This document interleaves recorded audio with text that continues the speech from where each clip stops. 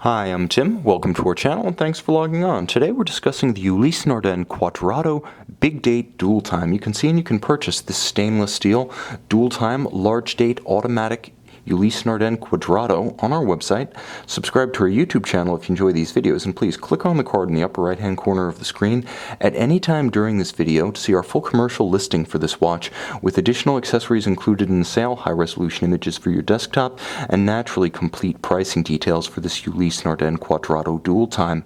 Now, released in the mid-2000s, the Quadrato in some ways built upon the earlier Michelangelo references in the Ulysse Nardin catalog, giving the company a robust and complicated non-round watch option. Varying degrees of complexity were available, but perhaps the best balance was this grand date dual time. Now, it takes what is essentially a long-standing complication signature of Ulysse Nardin, the grand date with the dual time function as well as the plus-minus pushers of Ludwig Oxlin, and it combined it with a larger case than the previous Michelangelos. Again, big, bold, the watch measures 42 millimeters across the broad of the case. That's from 9 o'clock to 3, not including the crown. In terms of thickness, it's actually slimmer than it looks. 12 millimeters with a cambered case. It's not necessarily the most logical dress watch considering its bold style, but it can be worn underneath a tight formal sleeve, so it does work on that level.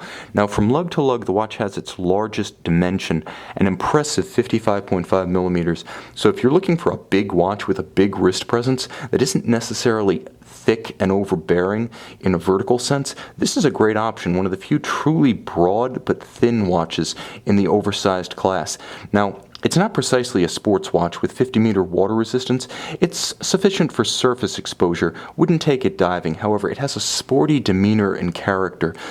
And part of that is provided by the sharp step of the bezel down to the case. You'll notice that there's a step to the bezel onto the polished portion of the case, giving way to a satin finished flank that in a lot of ways bifurcates the side view and breaks up the mass of the watch.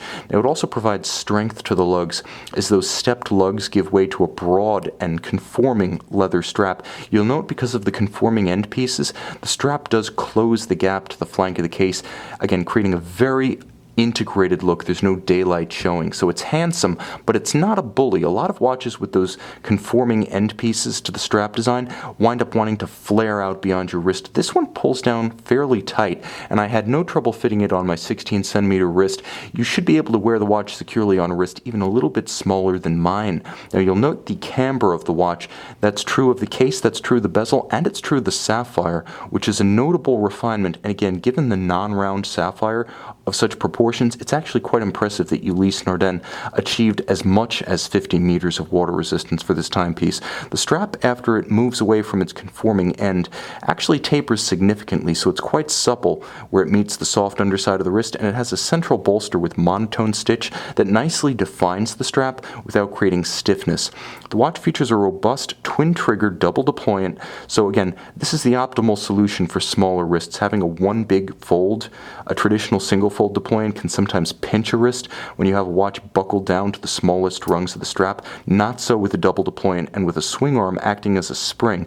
It has to be positively released, so it's quite secure when closed. It's not friction fit, it can't pop open, and that's exactly what you want to know when you have a very large and heavy watch of this character on your wrist.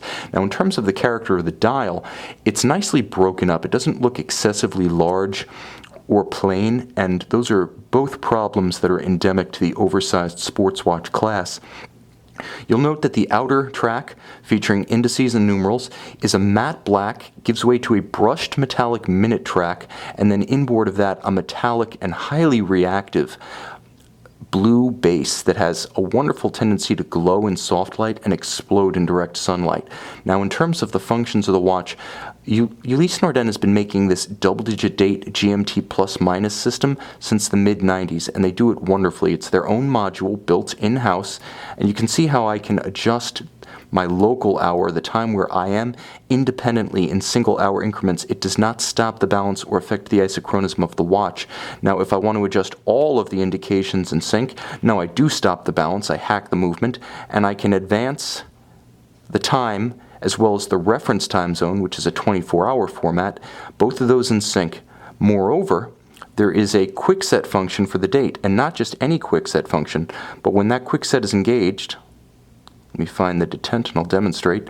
You can move the date in either direction for absolute ease of correction should the watch run down or sit for a while, or should you encounter an irregular length month. Now the timepiece features a display case back, and you're taking a look at the Ulysse Nardin caliber UN-24. Now this one is a combination of in-house content and a customer caliber. The customer caliber is a Sellita SW300, effectively a ETA 2892A2, the patents and licensing rights to that movement having long since expired. You're allowed to build it. You simply have to match ETA's level of fit, finish, and function. And here in this application, the base caliber certainly does. It features automatic winding, a 42-hour power reserve, as you saw, hacking seconds, and thanks to Ulysse Nardin's own module, the quickset system for the double-digit date, and the GMT plus-minus dual-time system. So a combination of customer caliber and in-house refinements. It's packaged in a dial and case combination that is completely singular.